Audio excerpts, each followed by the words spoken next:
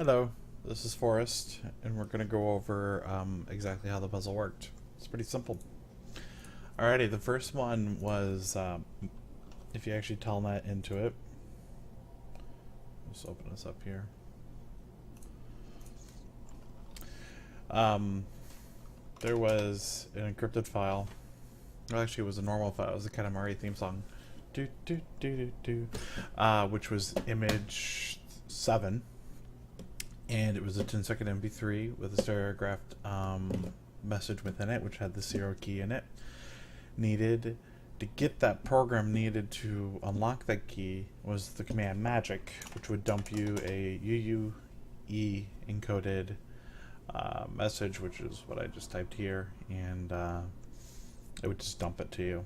And that was an executable. It would ask you for the file, and it would ask you for a password. Well, if you look, that particular password was very easy to spot, which was the ultimate question of life, the universe, and everything, which is a nerd thing. And 42 was the offset needed for that that particular file, which received the code. And that was the first code found.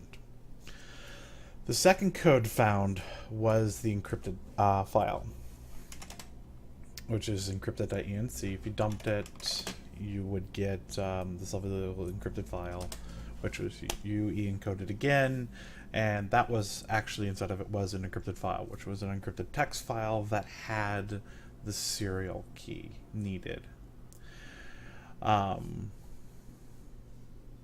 With that, once you figured out the password, which was rainbow, the password was rainbow for that, using GPG, and here we go, stop that. And it was very easy to decode. That one was a little bit harder because it was encrypted and the password wasn't known. There was nothing that led to the password at all. The third one, which was the hardest, which is this lovely little WAV file here. So let's just open this up in Audacity here.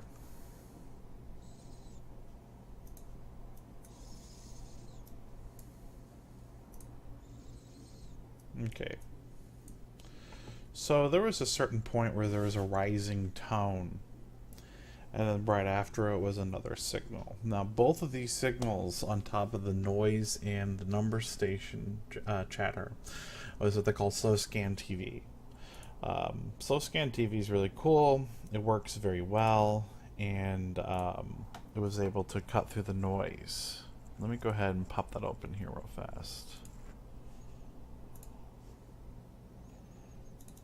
Now I used MMSS TV, so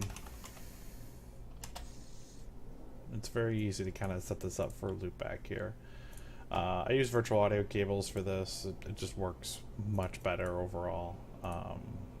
Setup, MISC in line 1, default. Okay, so now it's going to be receiving on the and then we're just going to go ahead and play this.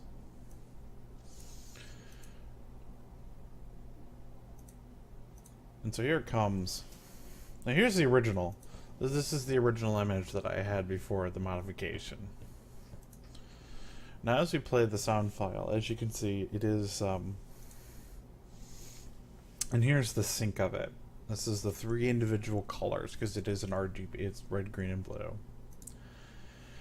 And so, as you receive the file, you can notice that there isn't a lot of noise in it yet.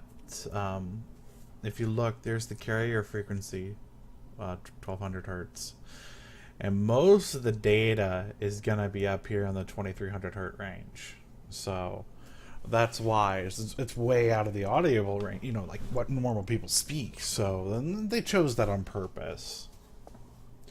It's just different in tones. Now right around here, the increasing tone is getting much louder, and it's actually starting to drift into the frequencies needed for the data. And then the tone stops. Once the tone stops, you'll actually, if you listen to it very carefully, another signal is introduced. It's actually the same signal from the same time segment, shifted slightly. This causes a double image effect. As you can see here, there's another moon. It's a double image because the synchronization's off. You can see it here, right when it starts to offset itself. So while there's another moon, the command to receive this information, if we connect to the telnet server again, was double moon. Then it provided you with a UU encoded string.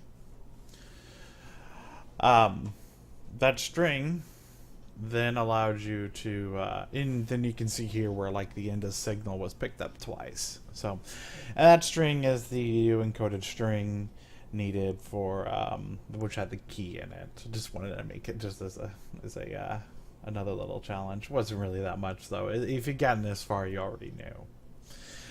That's the 3 codes. That was pretty much it, really. Nothing major past that. The first one found was, of course, the magic image 7. The second one was the encrypted .enc, and then this was the last one. All of the others were red herrings. They had no clues in them. They had no data in them. They were just there. They were just images to be looked through and maybe, like speculated upon. And that's pretty much it.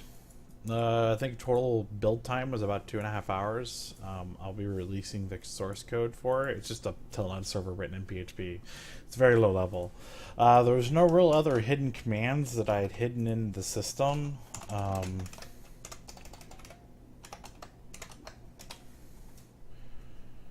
As you can see, it just makes a standard telnet server with all the socket handling and the command handling. Literally, this is flavor text. It's sent every time this is sent through. If you go down a little bit farther, the random number 1 did actually have a message in it. Random is not always random. Try some more commands. This was to encourage the user to try random things in the command line, because there was echo, time, the dump command, which was hard-coded for all the images, and then they were chunked into like 512 byte chunks until end of file. SU didn't do anything. Double moons right here.